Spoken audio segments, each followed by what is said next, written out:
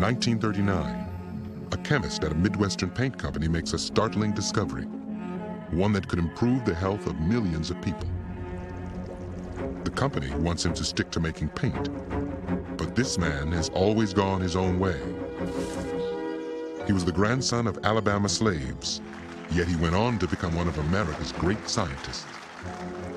He had to fight to overcome the odds of being a black man in America. The chemical world was a club, and outsiders were not really all that welcome. We live, for the most part, in a highly stressed, very competitive environment. Outside the laboratory, he faced challenges of a different kind. Once the violence began, Anna and I felt we had no choice but to stay. My dad was angry when he came home and clearly ready to fight. For more than a century, we have watched the denial of elemental liberty to millions of black people in our Southland. He found freedom in the laboratory.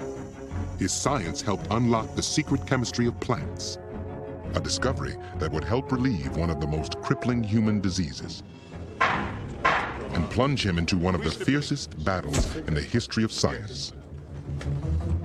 This is one of the towering figures of chemistry in the 20th century, and one of the great African-American scientists of all time.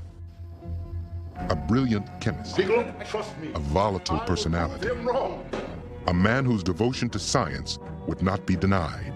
This man was Exhibit A of determination and never giving up. Do you state your full name for the record? My name is Percy Julian.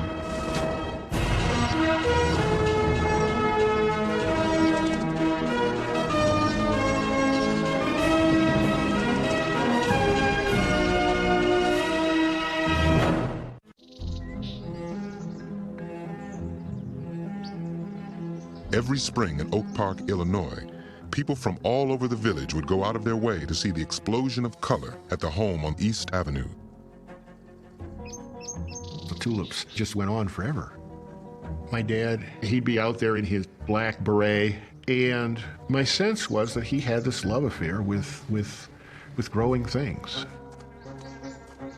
What many passers-by didn't realize was that the tulip grower was also one of America's great scientists. Ladies and gentlemen, essentially I'm going to talk with you about three plants. Three marvelous plants that make the words of the psalmist come true and ring true again. Consider the lilies of the field. They toil not, neither do they spin. And yet Solomon in all his glory was never arrayed like one of these. It was not simply the beauty of plants that captivated Percy Julian, but their ability to produce an endless variety of powerful chemicals.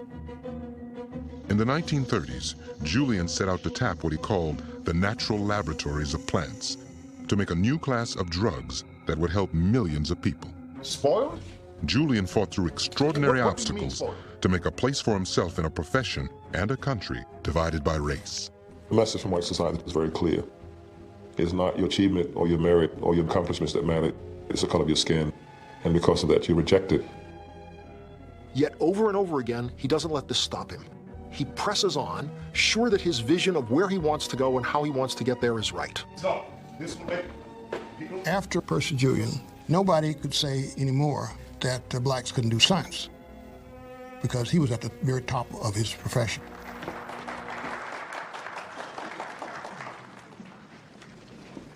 The story I will tell you tonight is a story of wonder and amazement, almost a story of miracles. It is a story of laughter and tears. It is a story of human beings. Therefore, a story of meanness, of stupidity, of kindness and nobility. One beautiful morning, when I was 12 years old, I went berry picking on my grandfather's farm in Alabama. I shall never forget how beautiful life seemed to me that morning. Under the spell of an Alabama forest.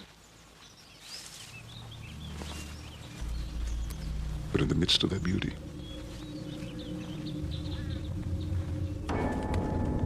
I came across a Negro body hanging from a tree. He had been lynched a few hours earlier. He didn't look like a criminal. He just looked like a scared boy.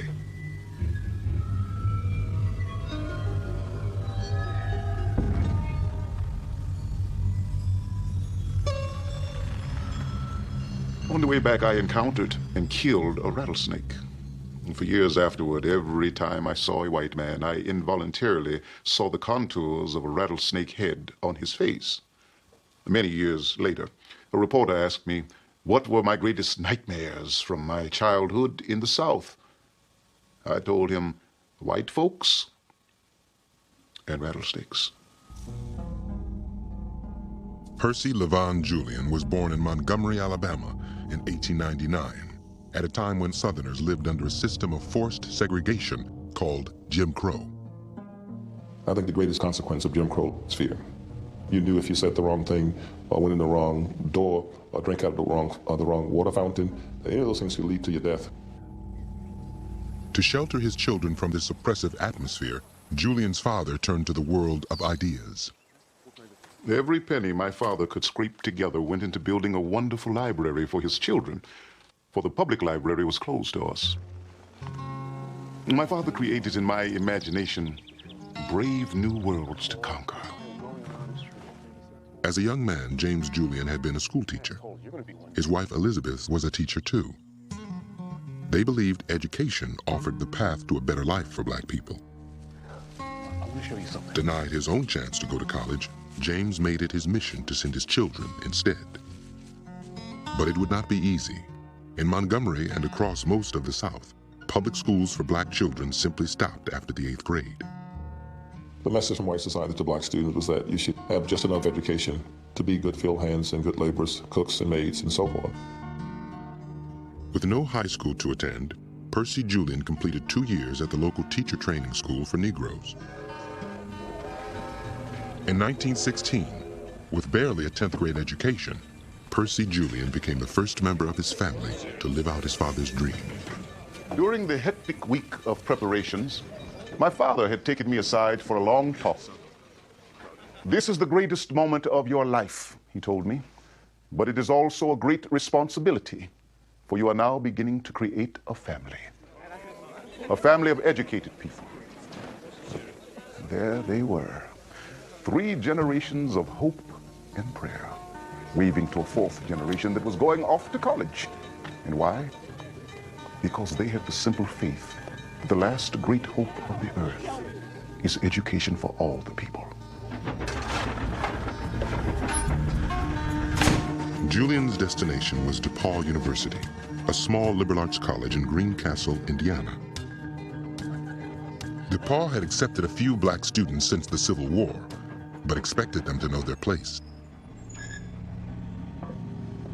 A black student entering a white university, if they did know before they arrived, they found out pretty quickly that they were not welcome in the university or in the community. Instead of being assigned to a dorm like his white classmates, Julian was shown to an off-campus room with a slop jar for a toilet. I soon got up enough courage to ask Mrs. Townsend what time we would have dinner, but she tersely informed me that she was not expected to give me my meals. Julian wandered the streets of Greencastle for a day and a half before finding a diner that would serve a Negro. He would continue to take his meals off campus until he learned of an opening at the Sigma Chi fraternity. In exchange for waiting on his housemates and firing their furnace, Julian could have a room in the basement. He soon felt at ease in the fraternity. The classroom was a different matter. You sit in your classrooms with kids who read things that you never heard of. They've taken math courses that you haven't taken. And so one of the academic challenges is trying to hold on until you can catch up. For 2 years, Julian would take remedial classes at a local high school in addition to his normal course load. I remember writing to my father. I know you and Mother have always known what was best for me, but I think you made a mistake by sending me to compete with these white students. They are so brilliant that I am always hopelessly behind. But by his sophomore year, Julian was gaining fast on his white classmates, thanks in part to the encouragement of chemistry professor William Blanchard. Blanchard had what one student called a contagious enthusiasm for discovering the unknown. Under his tutelage, Julian began to dream of a career as a research chemist. Only one African American had ever earned a doctorate in chemistry. His name was St. Elmo Brady. Julian decided that if Brady could do it, so could he. After 4 years, he graduated Phi Beta Kappa and first in his class. At commencement time, my great-grandmother bared her shoulders and she showed me, for the first time, the deep scars that had remained from a beating she had received when one day during the waning days of the Civil War, she went through the Negro quarters and cried out, "Get yourselves ready, children. The Yankees are coming. The Lord has heard our prayers." And then, proudly, she took my Phi Beta Kappa key in her hand, and she said, "This is worth all the scars." Encouraged by Percy's success, his father moved the whole family north to Greencastle to send the rest of the children to DePaul. Eventually, Julian's 2 brothers would become doctors, and his 3 sisters would earn master's degrees. I shall never forget an anxious week of waiting in 1920 to see if I would get into graduate school. I stood by as day by day my fellow students in chemistry said, "I'm going to Illinois, I'm going to Ohio State, or I'm going to Michigan. Where are you going?" they asked, and they answered for me, "You must be waiting for the Harvard plum." I could stand the suspense no longer. I went to Professor Blanchard, and there he showed me numerous letters from men who had really meant God to me, great American chemists of their day. "Discourage your bright colored lad," they wrote. "We couldn't get him a job when he's done, and it'll only mean frustration. Why don't you find him a teaching job in a Negro college in the South? He doesn't need a PhD for that." What happened to Julian was something that would have been common throughout the land. To have a good college education was way beyond anything that one would expect from an African American. And so there's a sense that he'd had enough. Stop here, be content with this, go back and teach your people. In 1920, Julian reluctantly returned to the South to teach, but he clung to the dream of earning his PhD. At 21, he was embarking on a quest that would last more than 10 years. His first stop was Fisk University in Nashville, one of the best Negro colleges in the country. His idol, St. Elmo Brady, had studied at Fisk. But Julian chafed at the limitations of the black college system: overcrowded classrooms, inadequate libraries, and poorly equipped laboratories. After 2 years, he was on the move again. Julian had won a scholarship to study chemistry at one of America's most famous universities. No Negro has yet obtained his master's degree in chemistry at Harvard, and so I'm up against a hard situation again. When Julian arrived at Harvard in 1922, the racial climate was probably worse than it had been at any point in the 20th century. President Abbott Lawrence Lowell had set the tone by banning black students from the dorms in Harvard Yard. Julian sailed through his first year and earned his master's degree in the spring of 1923. He continued his studies for 3 more years, but left Harvard without his doctorate. Years later, he would bitterly tell friends he had been denied the teaching assistantship he needed to stay in school. If you're going to be a teaching assistant and teach white students, that was a no-no. That's just hardly acceptable at that time in that place. If you were denied that, you also denied the opportunity to finance your education. Julian spent an unhappy year teaching at a small black college near Charleston, West Virginia. Then his fortunes turned. He was invited to join the faculty at the nation's most distinguished black university, Howard University in Washington, D.C. He was replacing St. Elmo Brady, who was returning to Fisk. Julian went straight to work, designing a new chemistry building and honing a distinctive lecture style. I should warn you that scientists are traditionally poor speakers because they have a hard time letting go of their gobbledygook. Ladybird, ladybird, fly away home becomes impossible when you must call the ladybird coccinella by punctata. Despite his growing stature at Howard, Julian was still determined to earn his PhD. In 1929, he finally got his chance. He won a fellowship that allowed him to take a leave from Howard to study at the University of Vienna in Austria. He was about to begin a lifelong inquiry into the chemistry of plants. For thousands of years, long before there was such a thing as the science of chemistry, people were fascinated by plants because they knew that plants contained substances that could affect people. I mean, coffee will keep you awake. Tobacco contains something that will calm your nerves. Foxglove contains an extract that'll affect your heart. And the whole goal of chemistry in the early part of the 20th century was to understand what these natural products were, to characterize their chemical structures, and to figure out how to make them. This was called natural products chemistry. It was the main branch of chemistry. And in 1929, Vienna, in Austria, was the seat of natural products chemistry. And that's why Percy Julian went there. Julian arrived at Vienna's Chemische Institute with huge crates of ground glassware, items the Viennese students had heard about but never seen. The unpacking became a big ceremony surrounded by fellow students who oohed and awed about the wonders that came out of these crates. Among the onlookers was Josef Pickel, a chemist who had become one of Julian's closest friends and collaborators.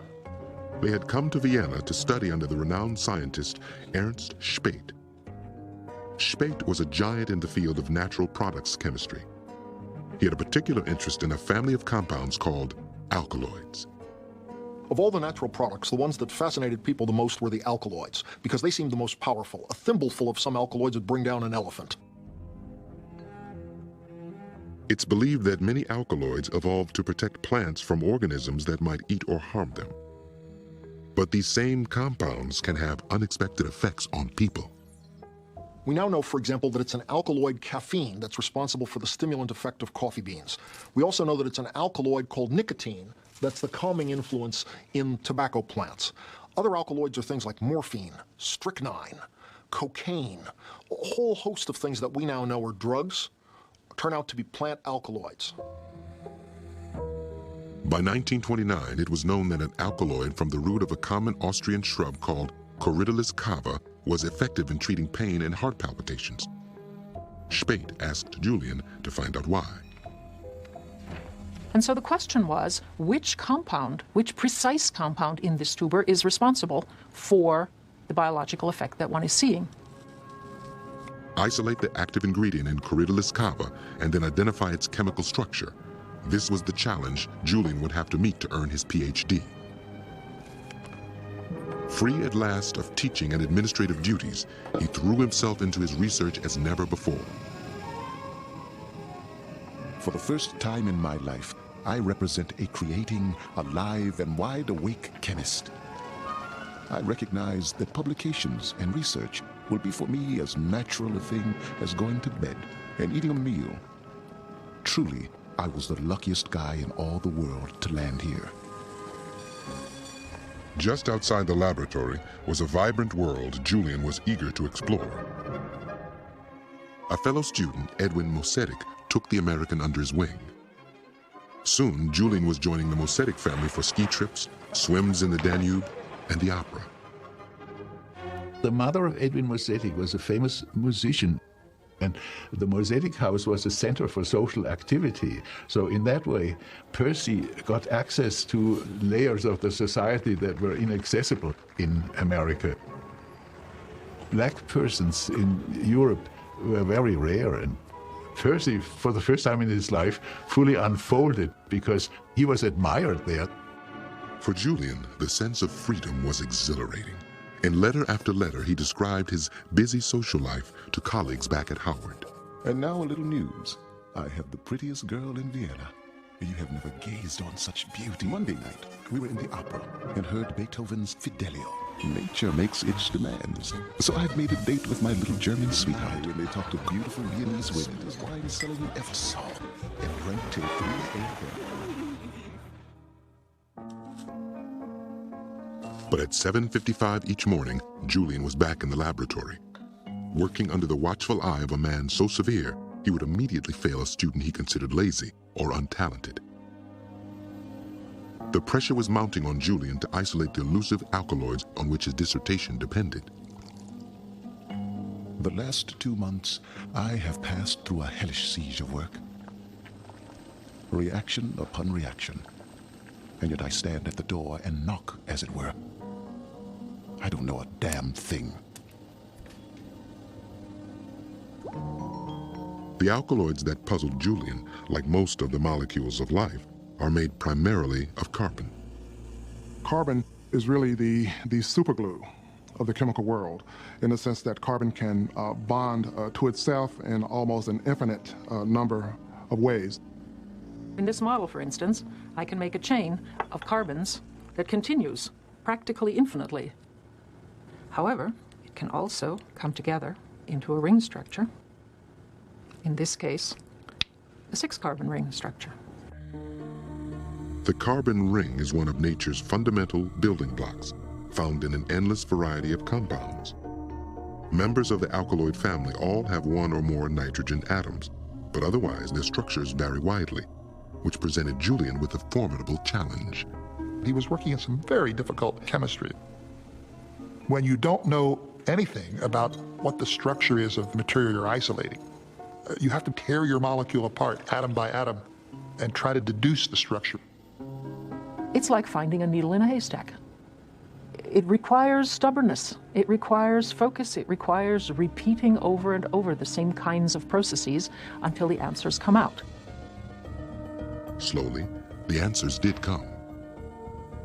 In his second year, Julian finally identified the active alkaloid in Corydalus cava, his first chemical triumph. This work with Speth would be the foundation of his future career. When Ernst Speth was asked about his student, Percy Julian, he characterized him and said, ein außerordentlicher Student, wie ich ihn in meiner Laufbahn noch nie gehabt habe. An extraordinary student, the likes I have never had before in my career as a teacher. Julian returned to America in the fall of 1931 with the doctorate he had pursued for more than a decade.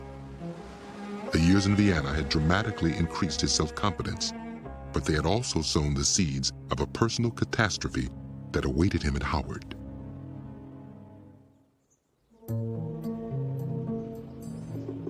Back in Washington, Julian set out to turn Howard into a center for true chemical research, something his predecessor had been unable to do.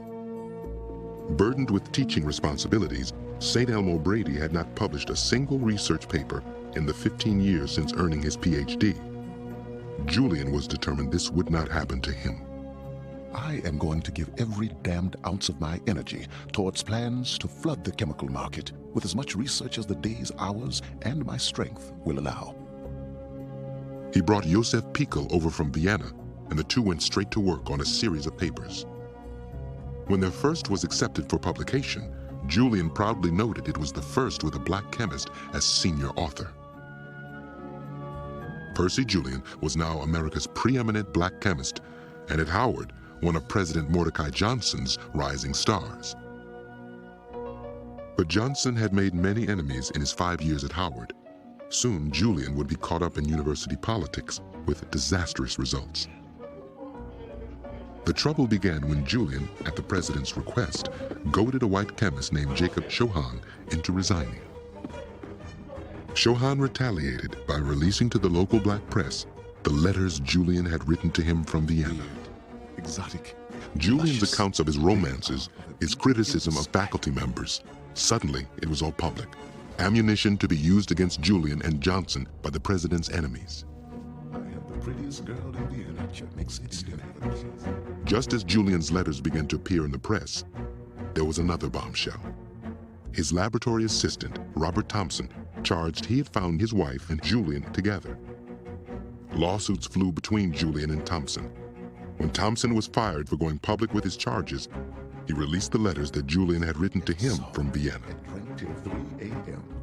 Edwin and I were all stewed, and the girls were... Through the summer of 1932, the Baltimore Afro-American published letter after letter from the man the newspaper dubbed Howard's prize letter writer. Finally, under pressure from Johnson and the Board of Trustees, Julian resigned.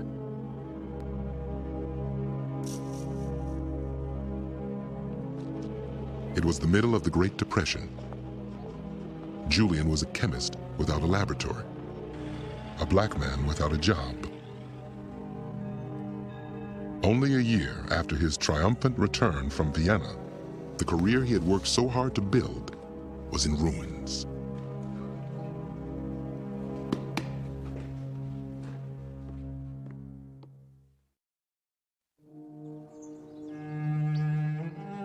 When all seemed lost, Julian's mentor, William Blanchard, threw him a lifeline, bringing him back to DePaul as a research fellow to supervise lab sections. It was a big step down from full professor and department chairman, but he had a lab again, and his research partner, Josef Pickel, would join him at DePaul.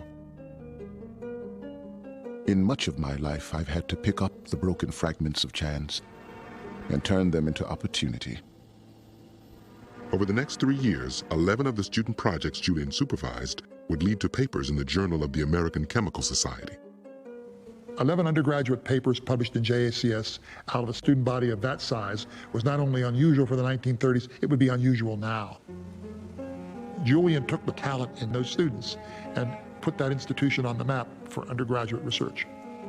DePaul's newest instructor left a powerful impression on undergraduate Ray Dawson. He put on a grand show. He would come into his lectures in his white lab jacket with a flourish. He was oratorical in a way that some great scientist from London or Berlin might be. It was just a show, but a very good one. Julian had finally found fulfillment, a place where he could teach and research.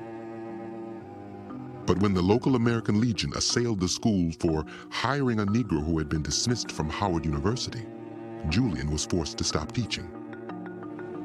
He could stay on as long as his research grant lasted, but his days at DePaul were numbered. Everything he'd worked for was about to collapse again. I decided I had to do things that would make people take more notice of me. What he did was take on a high-stakes research project, one that would either make him or break him. It all began with a simple little bean, the Calabar bean. It was a beautiful purple bean when I first got it. But it is not only beautiful in its appearance, but also in the laboratory it has within it. Chemists had been fascinated by the Calabar bean ever since British missionaries brought it back from Africa in the mid-1800s. From the bean, they had isolated an alkaloid called physostigmine, used to treat glaucoma. But no one had been able to synthesize the complex molecule. Synthesis is the process of making a natural product or some other substance artificially in the lab, one step at a time, from extremely simple building blocks. Synthesis was the highest calling for chemists in the 1930s. A successful synthesis could bring great medical benefits by making a scarce natural product more widely available. Just as important, it proved beyond a doubt that the chemist understood how the molecule was put together. There were very few alkaloids that had been made from scratch in Julian's time. The synthesis of physostigmine would bring recognition to whoever achieved it. And that's what Percy Julian set out to do. But Julian was not alone. At Oxford University, another chemist was at work on his own synthesis. His name was Robert Robinson. Sir Robert Robinson was sort of the dean of organic chemists in England. He was a much respected creator of molecules, a trainer of many PhD students. He was the premier organic chemist of his time. Moving step by step toward a final synthesis, Robinson had already published 9 papers on physostigmine in Britain's leading chemical journal. It's a little bit of intimidation. The world is supposed to know, I've got this domain, you stay out of it. But to Julian, Robinson's approach seemed clumsy. Convinced there was a simpler way, he set out to beat the Englishman to the synthesis. A high-profile scientific victory would be just the thing to get his career back on track. But it wouldn't be easy. Physostigmine was unlike any molecule that had been synthesized before. It bristled with spots around the molecule where methyl groups were hanging. That's a carbon with 3 hydrogens. There are actually 4 of these. And getting them in the right place is essential to making nature's molecule. It was a formidable chemical challenge for anybody to tackle in the early 1930s. Julian tackled it the way all chemists do, one step at a time. When you synthesize a molecule, you start with very small substances you can buy or that you know how to make already. You then start assembling those into fragments of the thing that you're hoping to make in the end. They're called intermediates. And what you're doing is you're following a particular path. This path takes you from the simple starting substances all the way to the final product, the natural product. To build his molecule, Julian drew on a battery of techniques for manipulating atoms. One can heat something to a very high temperature. That usually gets the atoms vibrating and makes new bonds possible. You can oxidize something, you can add oxygen to it. You can take oxygen out of a molecule, that's a reduction. We can expose it to pressure. Sometimes we can expose it to light to cajole the atoms to do what we want. At each step, Julian had to verify that he'd actually made the compounds he intended to. For this, he relied on a device called a combustion train. This technique takes an organic molecule which contains carbon, hydrogen, nitrogen, oxygen, and burns it. By weighing the resulting gases, Julian could tell what atoms were present and in what ratio. How much carbon does it have? How much hydrogen does it have? How much nitrogen does it have? If your compound has the right ratio, you're a long way towards being sure you've made what you thought you made. And then you repeat this process of purification and of analysis for each intermediate until you finally get to the natural product. Julian was under tremendous pressure to complete the research, pressure compounded by events in his personal life. He was engaged. His fiancée was the woman who'd been at the center of the Howard scandal, the former wife of his laboratory assistant, Robert Thompson. Born Anna Roselle Johnson, she was a member of a prominent African-American family from Baltimore. She had graduated Phi Beta Kappa and was now working toward a PhD in sociology. They'd already set, I believe, 2 wedding dates, which he had canceled. And she told him that this was the last time, unless he kept the new latest date, she would break off their engagement. And he was quite upset by this, but he had no choice but to proceed because we were only a few weeks away from the end. In 1934, Julian and Pico sent off their first paper on physostigmine, outlining a new approach to the synthesis. Julian attacked Robinson in the beginning lines of the paper. To have a young upstart taking on the Pope of organic chemistry in England, naming him and coupling the words failure and embarrassing and low yield is almost unbelievably aggressive. In many regards, that was a pivotal point in Julian's career. If he were wrong, he could effectively almost write off any research career at that point. Working around the clock, Julian and Pico synthesized a compound that was one step removed from physostigmine. Since that last step was already known, this would count as a complete synthesis. But before they could publish, Robinson struck again with his own synthesis of the same compound. The race was over. He's done it! The shock was almost unbearable. We were not the first, just the Me Too's. Why did he of so much fame, who did not all need the glory, have to snatch the prize from us? Suddenly my eye caught something. Look, Joseph, he's made a big blunder. Our crystals melted at about 39 degrees Celsius body temperature. Indeed, we were able to melt them by closing them in our armpits. His compound melted not at body temperature, but almost 50 degrees higher. He hasn't got it, I cried out. The melting point of a molecule is a fingerprint. If Julian's melting point is correct, then Robinson's can't be, and these can't be the same substance. And Julian quickly grasps on that and says, you've got the wrong compound. Julian hurriedly wrote an addendum to their next paper. We believe that the English authors are in error. This will make us no. Joseph was a very unhappy man. If we are wrong, we are irretrievably ruined, he said. It hit like a bombshell.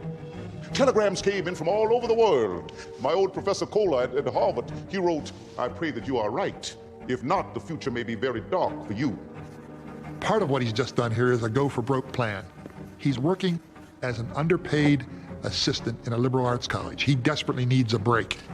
Now the pressure was on Julian and Pico to prove they were right. Percy was a bundle of nerves. But yet he had this underlying drive that didn't permit him to stop, to run away, to give up. To confirm his synthesis, Julian needed to take one final melting point. When chemists took a melting point, they would put some crystals into a capillary tube, strap that capillary tube to a thermometer, and then place the complete assembly into an oil bath. They're looking to determine the exact moment when the crystals begin to melt. 30? To claim victory over Robinson, Julian had to show that another set of crystals from his synthesis melted at the same temperature as their natural counterpart, 135 degrees. 134. Melting. 135. 136. Finished. This has got to be the ultimate high. I've taken on the master and I've beaten him. The physostigmine papers were immediately recognized as a milestone in American chemical history, an early example of what chemists call total synthesis, the complete assembly of a complex molecule from basic chemical building blocks. Julian's pathway to physostigmine is so simple that it can be summarized in essentially 2 publications. Chemists look at them and marvel at how did he do that in so elegant of a sequence. To call a process elegant means that the synthesis is achieved in the minimum amount of steps necessary in order to bring about a product. And so that's really to give it the highest accolade that you can give, that it is elegant. In 1935, Percy finally married Anna in a private ceremony on Christmas Eve. As his bride went back east to finish her doctorate, Julian looked forward to new career opportunities his triumph would bring. On the strength of his physostigmine work, William Blanchard had recommended his protege for a permanent faculty position at DePaul. If DePaul had recognized Percy's capabilities and put him on the staff at that time, it would have been a historical event. It didn't happen. Julian applied to other universities with the same result. Most institutions would not even tolerate for a second having an African American in the role of a teacher or faculty. This was during a time of rampant scientific racism. There were a number of scholars at Harvard and other institutions that were doing scientific studies and reporting that African Americans did not have the capacity to do science because they were actually an inferior race. In early 1936, Julian's research grant ran out. Now, with no hope of an academic career, he turned his attention to industry. America's leading chemical corporation, DuPont, had invited Julian and Pekel for an interview. DuPont executives offered Pekel a job. To Julian, he later recalled, they offered an apology. "We didn't know you were a Negro." The world of chemical research and development in industry in this period was overwhelmingly white Anglo-Saxon Protestant men.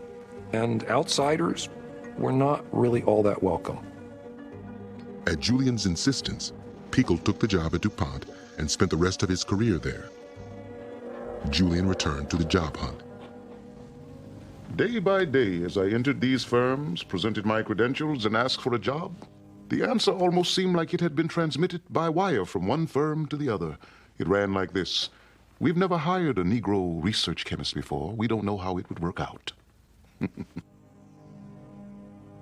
Finally, Julian caught a break. The Institute of Paper Chemistry in Appleton, Wisconsin, was prepared to make him an offer. And then they were informed by city attorneys that an old Appleton statute forbade Negroes from being housed in Appleton overnight. This in the year of our Lord, 1936. But in that meeting, you sat a board member, an Irishman named William J. O'Brien. O'Brien was vice president of the Glidden Company. He'd been looking for a sharp chemist to run the company's new Chicago laboratory. He offered Julian the job of director of research. I'd already wired Anna several times that I had landed the job, so this time I was a little more cautious. I'm considering offer Glidden Company in research at $5,000. Her reply came back, "What do you mean considering?" The fact that Percy Julian was hired to be the director of a laboratory, not just a member of a laboratory, is truly remarkable and unprecedented. That was 10 years before Jackie Robinson, you know? And we look toward the Jackie Robinson example as being pivotal. in opening up not just baseball, but a whole lots of other opportunities for black people. And so I came to Chicago and started in on another fascinating plant, the soybean.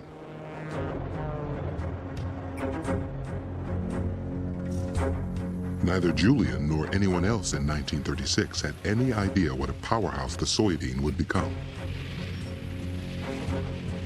Today, the soybean is one of the pillars of American agriculture, second only to corn among the major crops. 70 million acres of farmland are planted in soy, with an annual harvest worth more than $20 billion. Soy is used in a wide range of products, from food and medicine to paper and plastics. Very widely used commodity. If you go down to the grocery store and look at the label, you'll find soybean oil in there somewhere. Soybeans originally came into this country from China as a hay crop for grazing for beef cattle, but also it manufactures its own nitrogen. And back in the 1920s, well then everybody needed that because we didn't have a lot of commercial fertilizer back then. But then as our machinery developed, we learned that we could cut and process these soybeans and break them down into feed for our animals and soy oil for human consumption. But soybeans really took off in the 1930s when industry discovered the plant, thanks in part to the efforts of an unlikely champion, automaker Henry Ford. Ford planted thousands of acres of soybeans, and alongside his Dearborn auto plant, he built a soybean laboratory and processing factory. Ford sets up a laboratory in the early 1930s, hires a young self-trained chemist to run the laboratory, and they begin doing lots of experiments trying to figure out how you could use soybeans in making cars.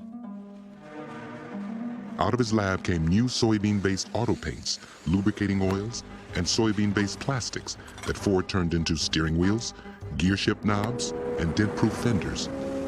Industrial chemists are working to find new uses for soybean oil and soybean meal. Soon, other industrialists were following Ford's lead, building soybean processing plants across the Midwest. One of the first to embrace the miracle bean was Percy Julian's new boss, Adrian Joyce of the Glidden Company. Under Joyce, Glidden had grown from a single paint store in Cleveland into one of the nation's leading paint manufacturers.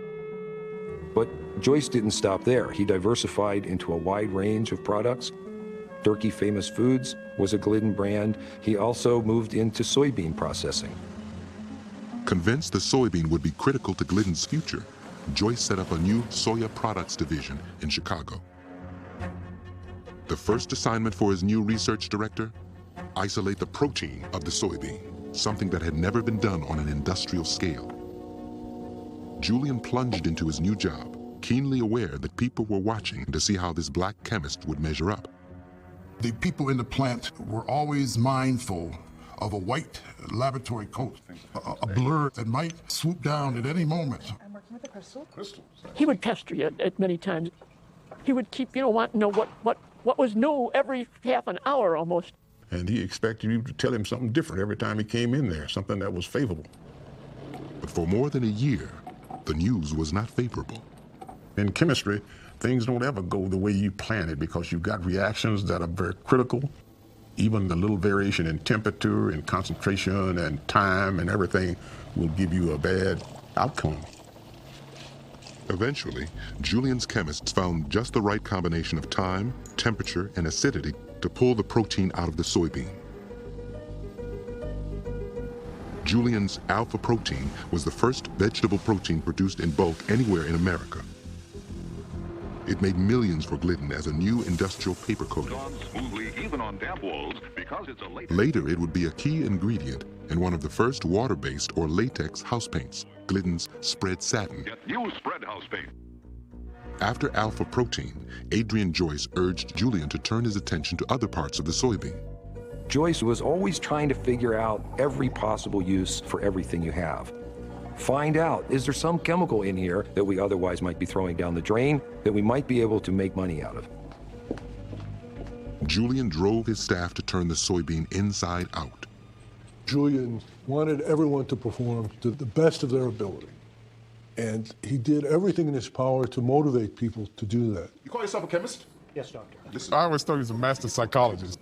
I think he was very much aware of what he was doing. And who he was doing it to. His purpose was to get the best out of you. I think that's what it was all about. The chemistry invented by Julian and his team led to scores of new products. From soybean oil came lecithin to make chocolate smoother, new salad oils and shortenings for jerky, and a new non-spattering margarine. Always, when you were working on one thing, there was another thing coming up. You were always thinking ahead of time. What was the next big thing? From soybean meal came plastics, linoleum, plywood glue, high-protein livestock feed, and dog food. Oh, he was brilliant. He would set on a research project, and he would write the introduction and the description of the work and a conclusion. He did everything except do the experiments. And there would be a statement or something to the effect that the problem is solved, all that remains to be done is. And many of us used to cringe at this because it would be our responsibility to get this to work, and sometimes it didn't work. He was very demanding, and that was on a daily basis. I mean, because he had his hands on everything that went on. Yes, there's magic in this Cinderella crop, and we've hardly scratched the surface. The stream of products coming out of Julian's lab joined the flood of household and industrial goods from Dow, DuPont, and other companies whose chemistry was changing the way Americans lived. Nylon stockings, introduced in 1938. There's barely a minute of your time on Earth that is not in some way made secure and comfortable through chemistry. There was a tremendous amount of enthusiasm for chemicals in the 1930s. Here are the headquarters of a group of super sleuths engaged in solving some of the major mysteries of the universe. They take molecules apart and put them together again in a different form to make new and incredible things. People saw the industry as sort of the leading edge of high technology, of providing goods and services that were going to make people's lives better than to keep the economy growing. The nation's industrial skyline parted in the middle to make room for the growing chemical industry. Glidden's new soybean division was a success. Julian's reward was a raise that allowed him to be reunited with Anna. For the first 3 years of their marriage, she had been back east, earning her PhD and working in the Washington public schools. Now she joined Percy in Chicago at last. As the couple settled into their new home in the West Side community of Maywood, Anna learned just how driven her husband could be when it came to chemistry.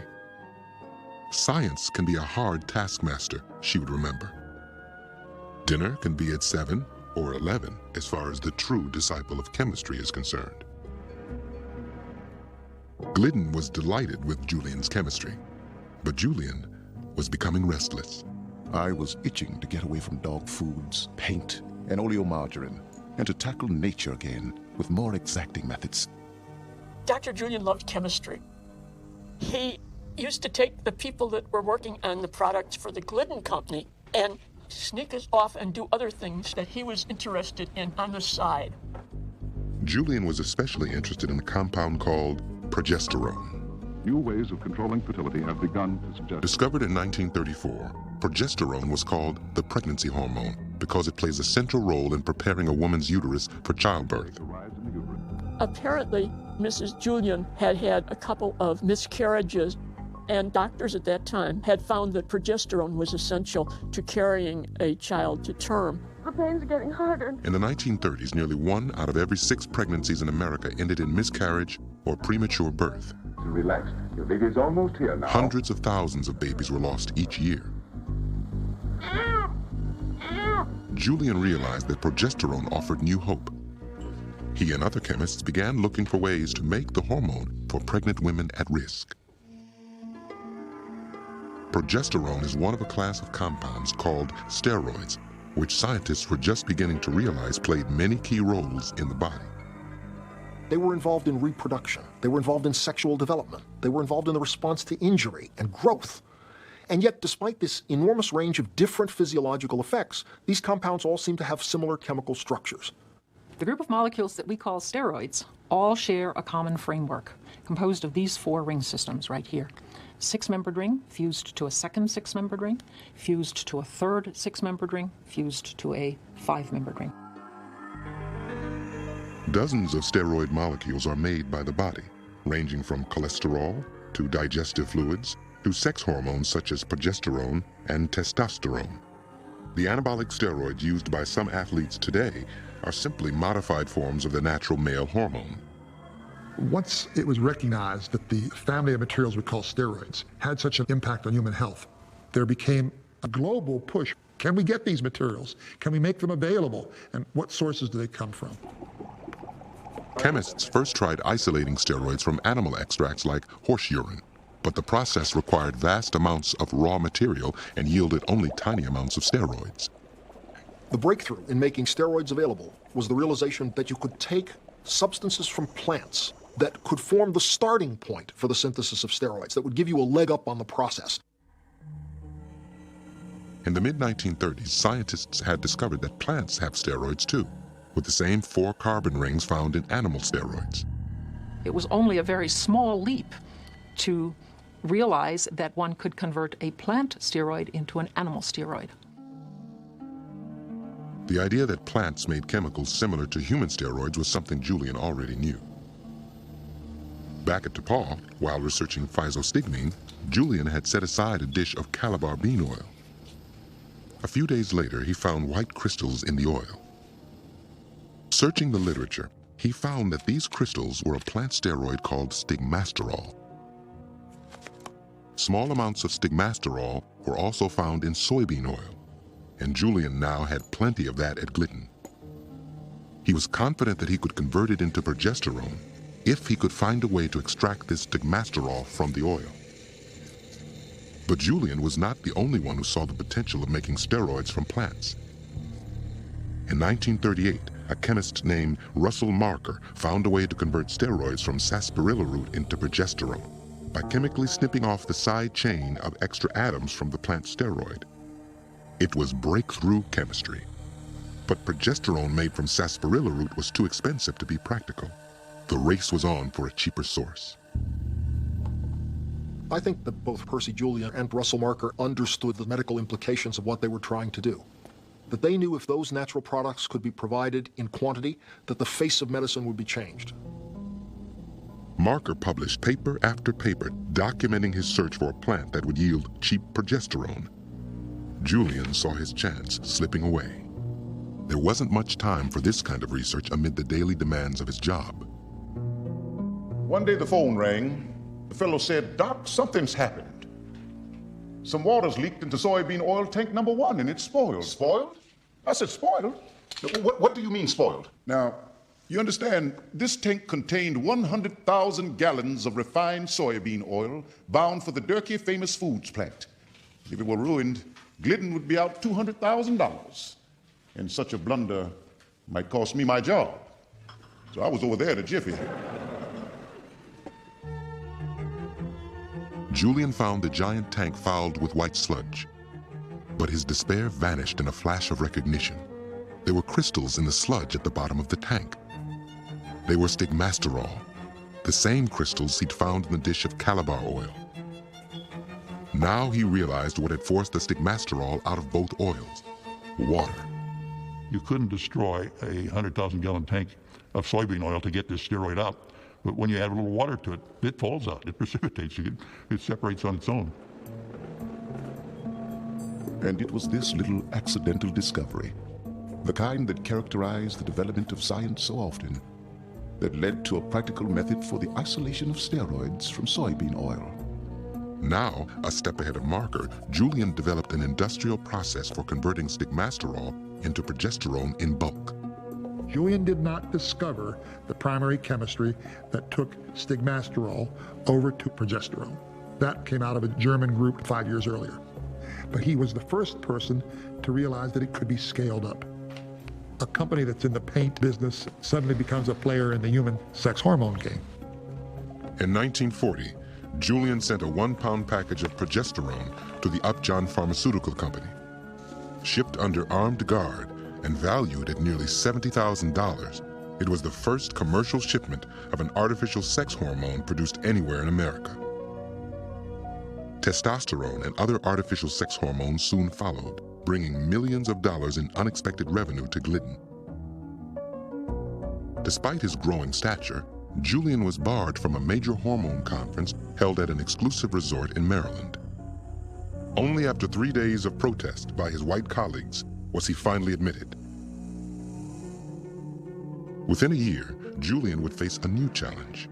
His rival, Russell Marker, had discovered a giant yam in Mexico. It was even richer in steroids than soybeans.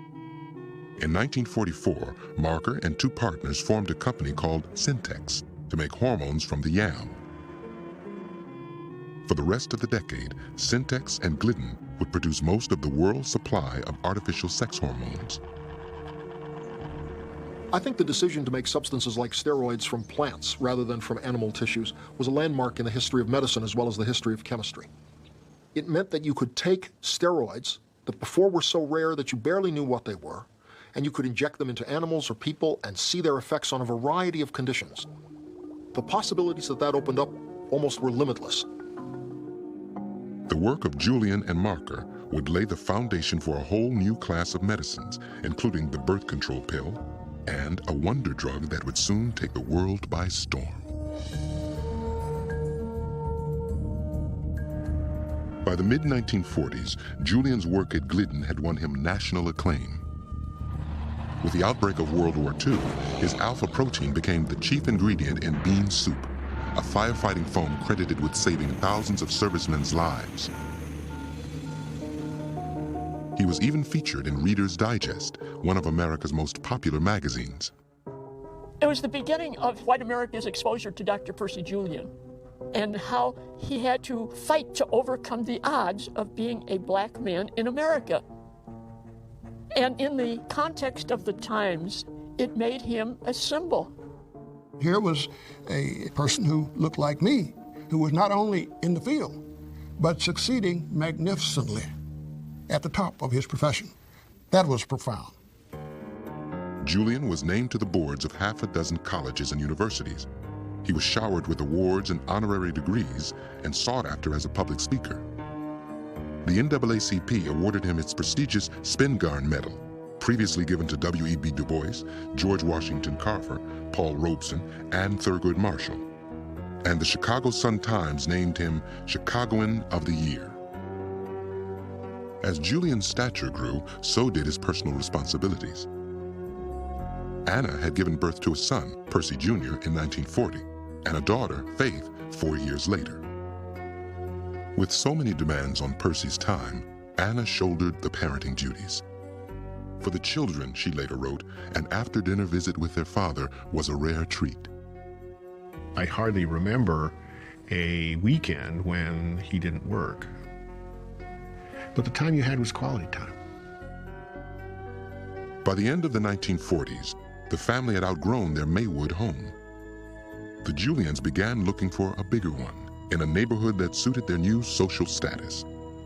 They set their sights on Oak Park, one of Chicago's most affluent and exclusive suburbs. The village was home to doctors, lawyers, and wealthy businessmen. It had a reputation as a town for the educated and enlightened. It's always been a community that had a little sense of its importance as far as being perhaps a cut above others. Thanks to our good friends, the makers of broadcast brand corned beef hash. Oak Park even had its own radio show, familiar to listeners all over America as Breakfast with the Johnsons. Daddy, I have to give a report in school, so I'm going to give it to you. Well, these days, they call it reality radio. And that's what it was. I haven't counted noses. 7:30 in the morning, Monday through Friday. Pamela? Hi. The microphones were all over the house. Daddy. The children would wander in, and the milkman would come in. We're doing imitations. I did Jimmy Durante. We talked about us and the world around us. Well, I'm glad to see you're learning how to make money. The world around the Johnsons was cultured, privileged, and white. The few African Americans who lived in Oak Park worked as servants and laborers. When the Julians came along, I'm sure that this was a shock to many people who lived in Oak Park. Here they are, two very well-educated people, both with PhDs. He, a very successful chemist and businessman, and they purchased a house, a large house on a large lot. There was some nasty tongue-wagging going on. Who do these people think they are that they can move in here and take over our neighborhood? Trouble began even before the Julians could move in. My dad was out of town, and my mom got a call from the Oak Park Fire Department. Something has occurred at the house. This is the fire department. Could you please come.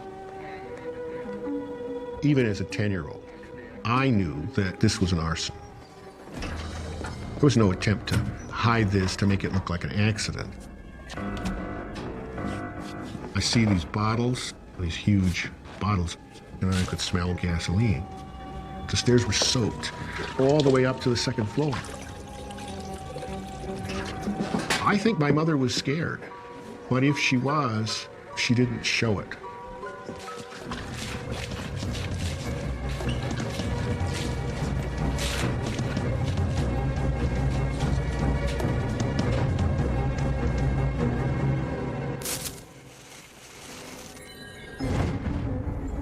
They lit the fuse on the outside. The door caught on, but it sealed so well that the flames couldn't get under the door. And had the bottles caught, the flames would have gone right up the stairwell, natural chimney, and the house could have been a total loss. I looked at my mom and I said, why would anybody want to do this? And she explained it. They didn't want us to live there, and didn't want us to live there because of the color of our skin. Now Percy Julian, accomplished, affluent, ambitious, was face to face with the same violence African Americans all over Chicago were encountering as they tried to move into white neighborhoods.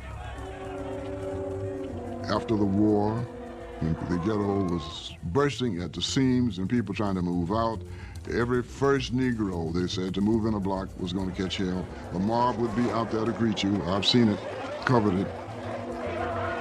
There were no mobs in Oak Park, but the arson was a clear warning that some in the community would stop at nothing to keep the Julians out. The arson attempt did not succeed in intimidating my mom and dad, nor could it have. They were simply not intimidatable. Once the violence began, Anna and I felt we had no choice but to stay. To leave would have been cowardly and wrong. The right of a people to live where they want to, without fear, is more important than my science. And I was ready to give up my science and my life to bring a halt to this senseless terrorism. The Julians moved in, and when a few months passed with no further trouble, Percy and Anna felt confident enough to go out of town, leaving the children with a babysitter.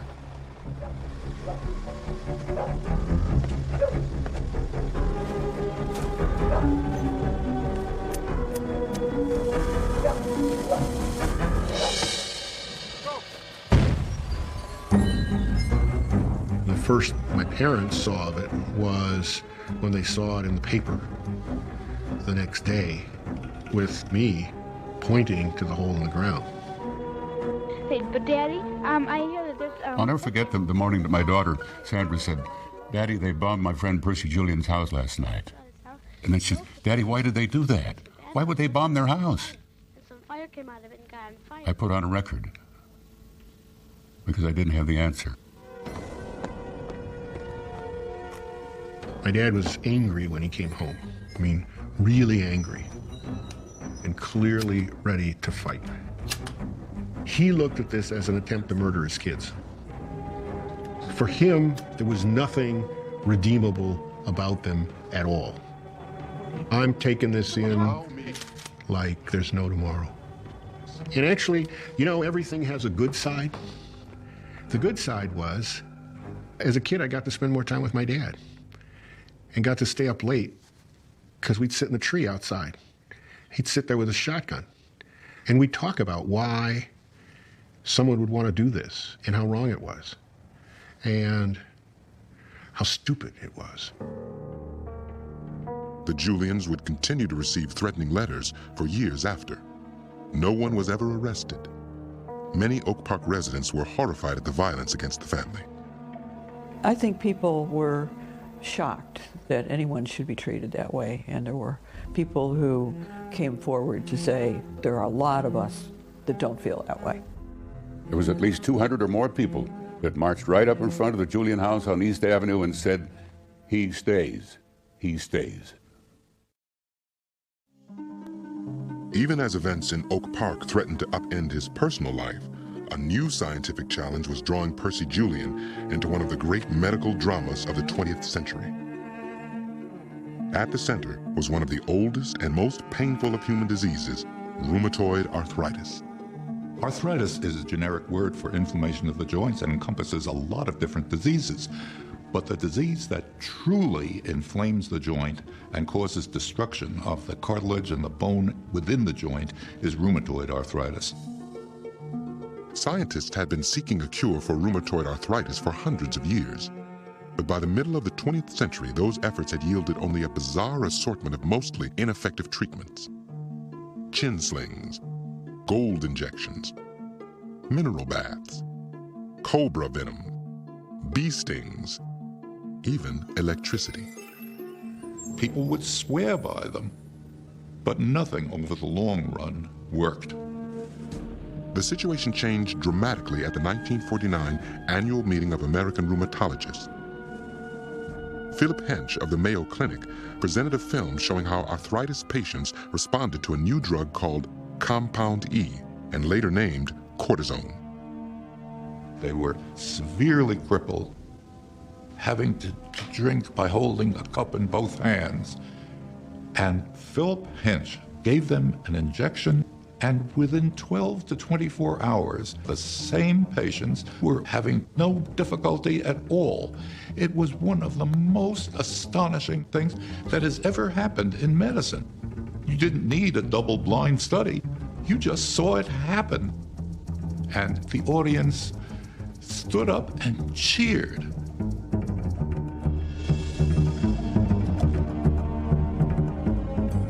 Well, every patient with rheumatoid arthritis immediately wanted to be put on this magic drug. The problem was, there was none to be had. Hench had performed his tests with a few precious grams of cortisone sent to him by Louis Sarret, a young chemist at Merck. Sarret had worked for years to synthesize cortisone from the bile of slaughtered oxen. But his chemical pathway was the most complex ever attempted in industry, requiring more than 30 steps. And thousands of cattle carcasses would be needed to make enough cortisone to treat a single patient for a year. To treat the millions suffering from rheumatoid arthritis, scientists would need to find a more plentiful starting material and simplify the process of producing cortisone. Chemists from all over the world sprang to the challenge, launching one of the most intensive research efforts in the history of medicine. Julian threw himself into the effort. The only reason that Glidden is in the great cortisone race is because of Percy Julian. He knows this chemistry, and so he can establish a position for them. The American pharmaceutical industry after World War II is not the giant that we know of today. This business is really just getting going. So there is room for entrepreneurs in this period. One of those entrepreneurs was Carl Gerasi, then a young chemist at Syntex, the small Mexican company that made hormones from yams. Julian and I were competitors. And we were in this race with people at Harvard and at Oxford and in Zurich and at Merck and in all the major companies. It was one time when basic research in industry competed on equal terms with that in universities. The prize these chemists were after was not actually a drug, but a natural hormone. Cortisone is one of the many hormones made by the adrenal glands, two small organs that lie atop the kidneys.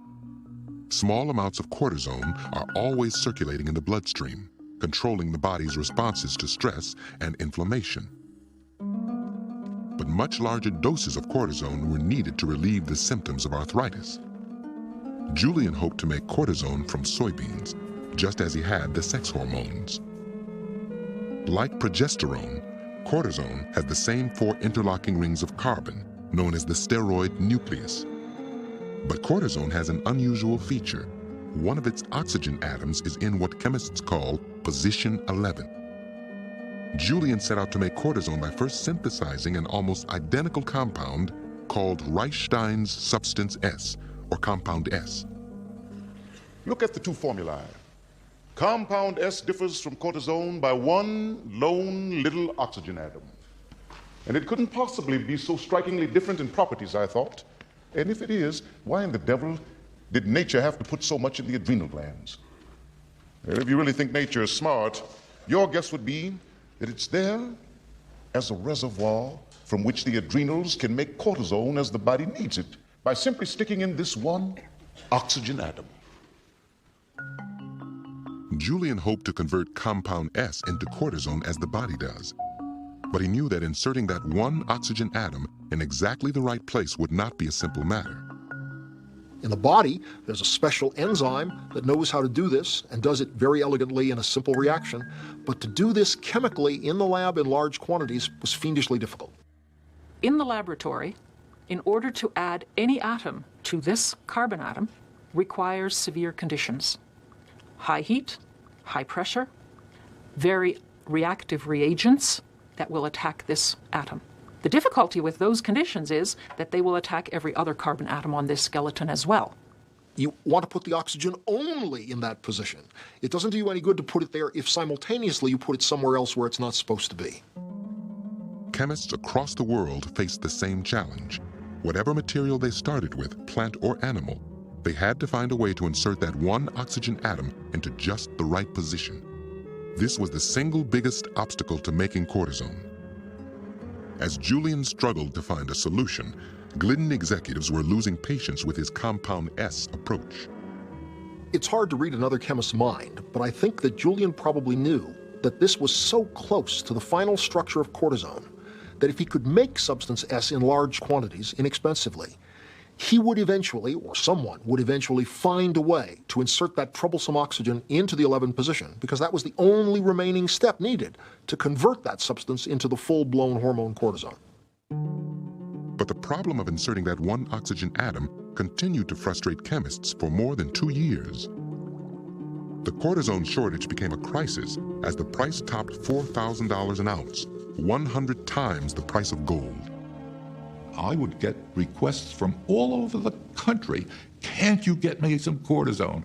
Can't you get me a little cortisone for me, for my aunt, for my patient? And I couldn't get it for me or for anybody. Finally, in the summer of 1951, 4 teams of chemists announced they had found new ways to make cortisone. The winners included teams from Harvard, Merck, and Syntex. We got an enormous amount of publicity, including Life magazine and places like this, and that put Syntex on the scientific map.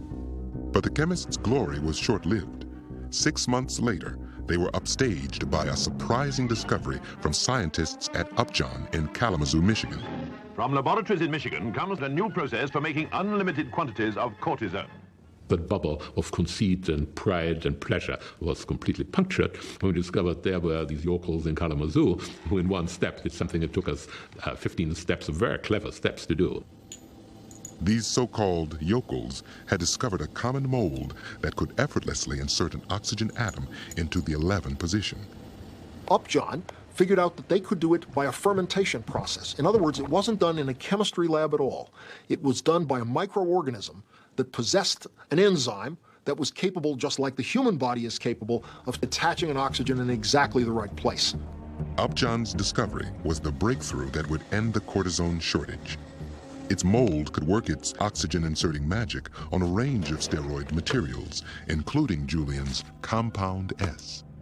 All of a sudden, substance S was very important.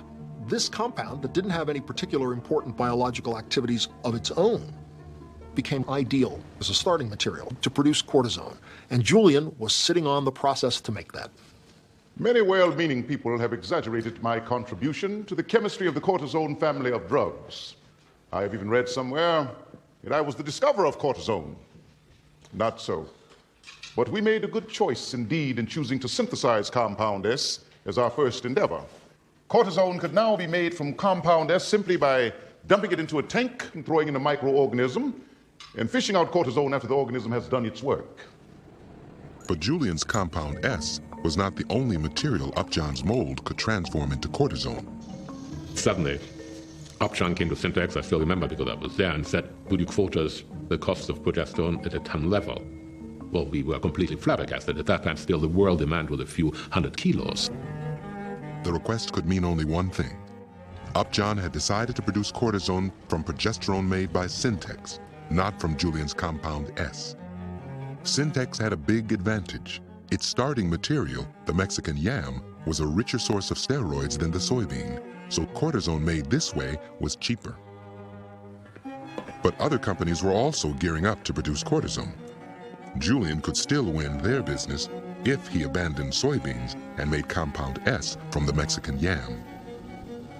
But when Julian appealed to Glidden's chairman to make the switch, the answer was no. I begged him to hold on, and we could set up a simple yam processing plant in Mexico. And with Glidden's influence, we could soon be masters of the field. But he had other plans for me in paint and varnish chemistry. New paint to prevent icing on airplane propellers, new shortenings that didn't spatter.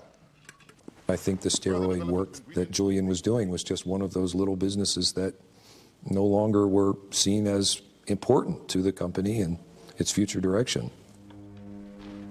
They sent me to Europe for a vacation to forget about it. And on my return, the chairman announced that Glidden was going out of the steroid business altogether. This was a blow to the heart of Doc. And he said he didn't know whether he'd be able to stand that. Because if there was no steroid research, there was nothing that he could really interest himself in. Joyce licensed Compound S to Pfizer and Syntex and ordered Julian to teach their chemists how to use the process he'd invented. And things kept getting worse and worse and worse, until finally it just became untenable for him. In late 1953, Percy Julian walked away from the job into which he'd put the most productive years of his life. And when I left Glidden, I left behind 109 patents, for which I received $109 and other valuable considerations. One of those patents was for Compound S. Just as Julian predicted, it went on to become a key ingredient in the production of cortisone, helping to make the drug available to millions at a reasonable price. The fact that Julian could do what he did while working in a paint company strikes me as just remarkable. He didn't just do these things because glory would be his if he succeeded. There always is in Julian's work this sense of aiming for something big because it's going to be useful for people. But to fulfill his ambition, Julian would now have to reinvent himself as a businessman in one of the most cutthroat industries in America. Within a few months, Julian was back on his feet as president of his own chemical company in Franklin Park, outside Chicago. We had left the Glidden company and moved out to this place that was loaded with rats and mice and everything else. You couldn't eat your lunch without a mouse coming out. Working conditions, I guess, would be considered primitive. But for Julian, it was the chance of a lifetime. After 18 years at Glidden, he was his own boss, free to focus on work that excited him. His plan for success was simple. Julian Laboratories would make steroid intermediates, compounds that were often just one step short of a finished product. The big pharmaceutical companies would buy them because Julian could make them faster and cheaper than they could. From his old friends at Upjohn, Julian quickly landed a contract for $2 million worth of progesterone. More business followed from Ciba, Pfizer, Merck, and others. There was just one obstacle: Syntex, the Mexican company that now dominated the hormone business. Syntex controlled the supply of the Mexican yam, or Barbasco root. Julian needed an extract from the root to make his intermediates cheaply, but Syntex refused to sell him any. It was a setback that threatened the company. Having put it all on the line with these major pharmaceutical companies, he had to deliver the goods. Had to. To get around Syntex, Julian would have to build his own $300,000 Barbasco processing plant in Mexico. Dr. Julian didn't have the necessary capital himself. The conventional, normal banking sources were off limits to people of color. Period. Using personal savings and money from friends and private investors, Julian was able to build the plant. But then another roadblock. The Mexican government, closely tied to Syntex, refused him a permit to harvest the Barbasco root. His expensive Mexican factory was useless. And there we stood with our beautiful plant, our beautifully lighted water tower with Laboratorios de Julián de Mexico emblazoned on it, a mausoleum. I sat in a hotel in Mexico City, wondering whether I should shoot my brains out. There was enormous pressure on Dr. Julian. because the financial stakes were huge. He had everything invested between Franklin Park and Mexico. And so this was a pressure time. And then a strange thing happened. There was a knock on the door, and in came a man named Abraham Slotnick, a man that I had helped out of Hitler's Germany. Abe said he was sure the yam grew in Guatemala, and he volunteered to make an expedition for me. I told him I was broke, ruined. I didn't know when I could pay him back, but he said, "You've already paid me back." Zlotnick was as good as his word. His expedition found the Barbasco route in Guatemala. Julian now had the raw material he needed to achieve his goal, making steroid drugs available to all who needed them. He always talked about being able to lower the cost of some of these anti-inflammatory agents, these steroids, so that the common man could buy them. Even if it meant lower profits for Julian Laboratories. One year, his chemists found a way to quadruple the yield on a product on which they were barely breaking even. I thought personally that was a good opportunity to recover some profits from the low yields of the previous year. Instead, he dropped the price of this stuff from $4,000 a kilo down to about $400 a kilo. And I couldn't understand why he would do that. He wanted to make money, but he also wanted things to be available for people. Much of Julian's own money was still tied up in his idle Mexican plant. To make good on that investment, he would have to resolve some unfinished business with an old rival. Will Dr. Percy Julian come forward? Julian believed Syntex had used its influence with the Mexican government to keep his factory from opening. After other American companies made similar charges, the Senate held public hearings in 1956. Julian was the star witness. Was there any company in Mexico objecting to your getting a permit? It became very evident that the Syntex company was objecting to the permit. In fact, Dr. Samlo told me he would fight to the last to keep me and anyone else out of Mexico. As a result of the Wonder Drug hearings, the Justice Department took action against Syntex. Julian was finally able to open his Mexican plant, but the mounting pressures of running a business left him little time to savor the hard-won victory. Every month there were shipments to make, and severe financial penalties for missed deadlines. We live, for the most part, in a highly stressed, very competitive environment. A small company, limited resources, and dealing with a huge industry. There were many occasions where 2, 3 o'clock in the morning would come and you'd still be in the laboratory working. When I complained about the lack of sleep, Dr. Julian advised me that sleep could be dangerous for my health. I could die in my sleep. And while you're contemplating that, go back out in the plant and continue to work. We have a shipment to get out. But there was an unusual sense of loyalty that made people work and want to see him and the company successful. You know, how else could you get a crew to work 24 hours a day, that sort of thing? And successful it was. Julian Laboratories would eventually make its founder a millionaire, one of the wealthiest black businessmen in America. For his chemists, the reward was an opportunity hard to find anywhere else, a chance to work in their chosen field. When I was looking for a job, some people made excuses, and then there were some that just said, "We don't hire you people." They told me that I was too well qualified to take a job. I felt that they were saying, "Come back maybe another time. Come back when you're white." Scores of chemists, unwelcomed elsewhere, would use their years with Julian as a springboard to careers in industry and academia. I'm proud to say that our laboratories in Franklin Park employed more black chemists than any other facility in America. On the other hand, for such a small organization to have such a significant role in true integration, it's a sad commentary on the state of affairs in America. Outside Julian's lab, America was still a nation divided by race, and Julian was constantly reminded of it. Even at meetings of the American Chemical Society.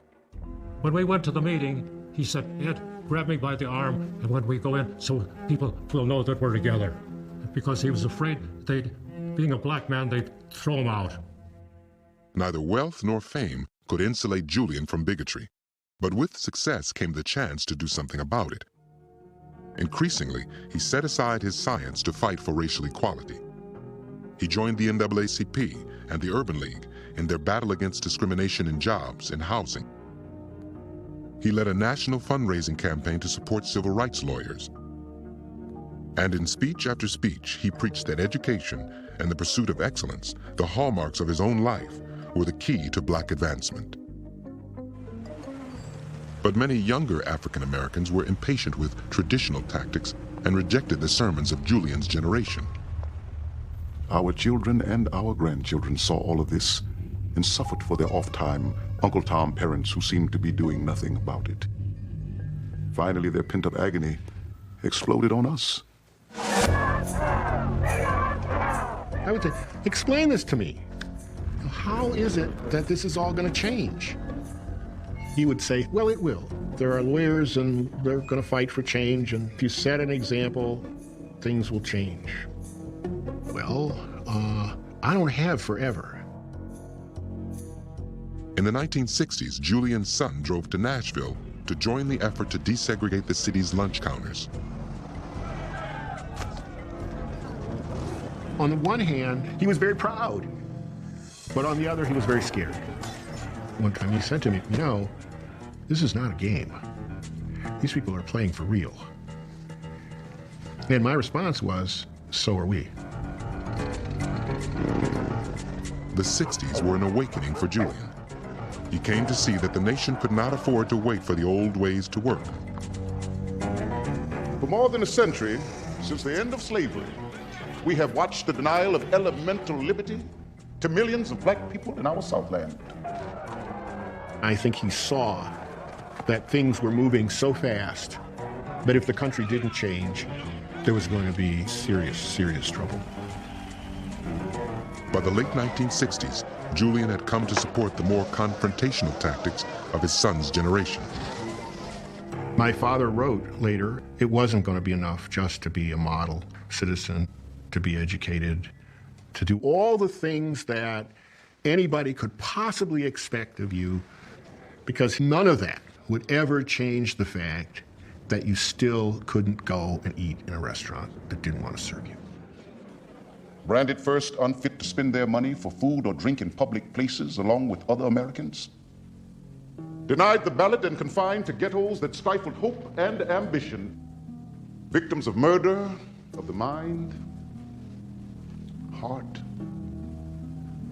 and spirit. This is the story of the American Negro.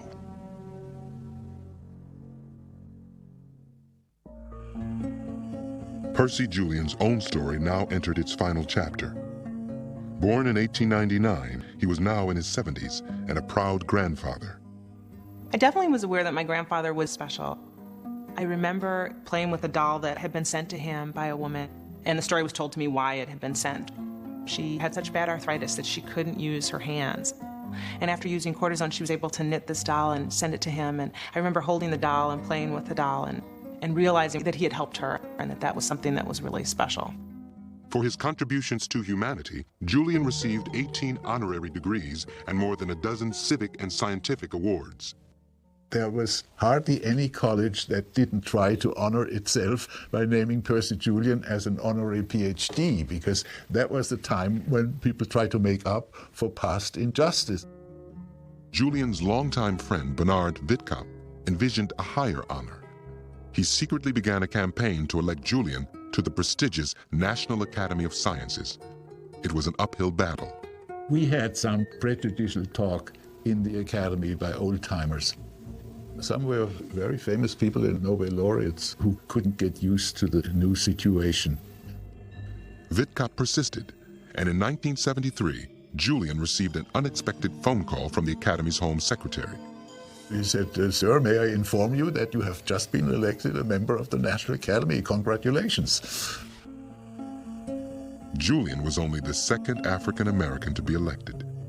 It was the crowning recognition of 40 years of chemical research. If you look at Percy Julian's career, you can say if this man had not been black, he could have been a chaired professor at any Ivy or Big Ten institution. The breadth of his understanding of chemistry and his fire in the belly to produce so many results in such a short period of time This is Nobel laureate stuff.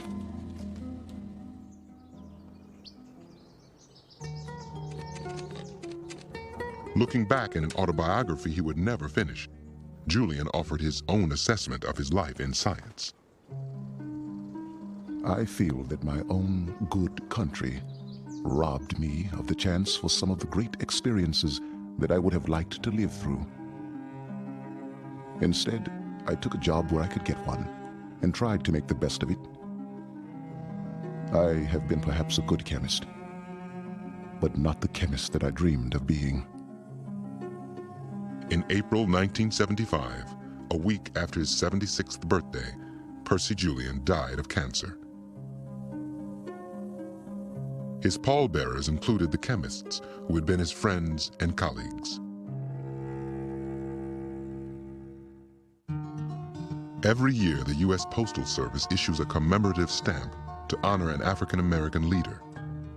In 1993, the choice was Percy Julian. As a human being, I think that he was a source of inspiration to many, many, many people. In 1999, the American Chemical Society recognized Julian's synthesis of the glaucoma drug, physostigmine, as one of the top 25 achievements in the history of American chemistry. The plaque is housed in the new Percy Julian Science Center at DePaul. For him to have accomplished what he did with the resources that he had is still amazing. Across the world today, millions of people benefit from steroid medications based on the chemistry of plants. Some of these drugs are still made from soybeans, using chemical steps, much like those Percy Julian pioneered. Here was a man who not only had to overcome the disadvantages of his race, but who throughout his entire life was in a situation that was never ideal for doing the big things he was trying to do. Looking over his life, one has a sense that here is a man of great determination. And it's a determination not just to succeed, but a determination to make a difference, to make a contribution. His story is really a contradictory one. There's two stories. It is a story of great accomplishments, of heroic efforts, and overcoming tremendous odds. But it's also a story of talent squandered, of potential stifled. It's a story about this country. It's a story about who we are and what we stand for, and the challenges that have been there and the challenges that are still with us.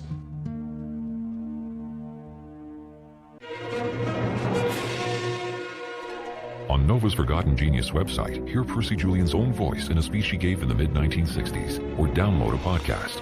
Find it on pbs.org.